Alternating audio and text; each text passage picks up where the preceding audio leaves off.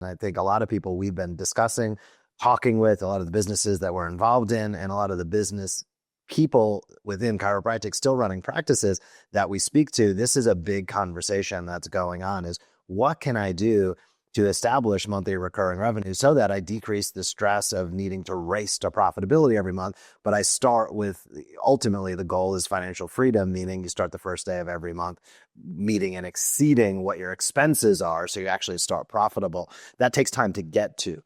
But the concept of monthly recurring revenue for many docs out there might be either a new concept or something that they thought of myopically only in terms of supplements, which we can get into that as one option.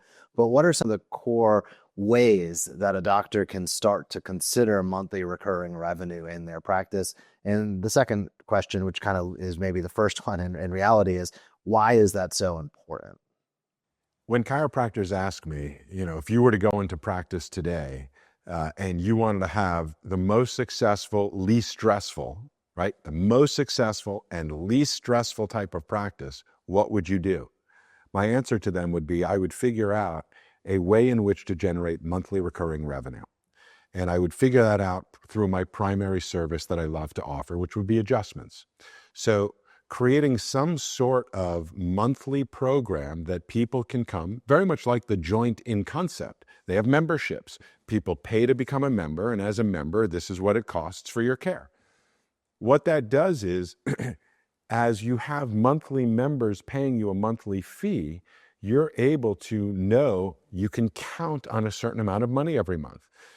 We could say, for example, that you're going to charge all membership fees on the first of the month. That's just an example. Now, some people do it throughout the month so they can spread it out, their income coming in.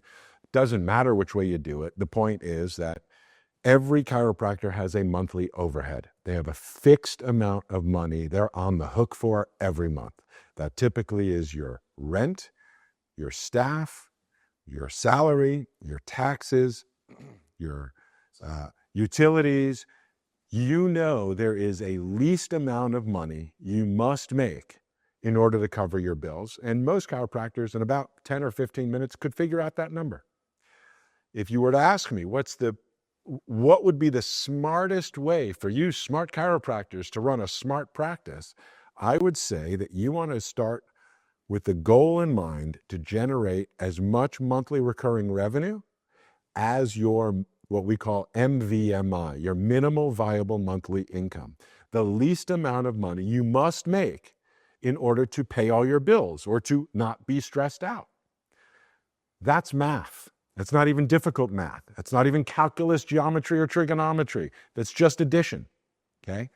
To figure out what's the number I must make every month to go, I'm going to be okay.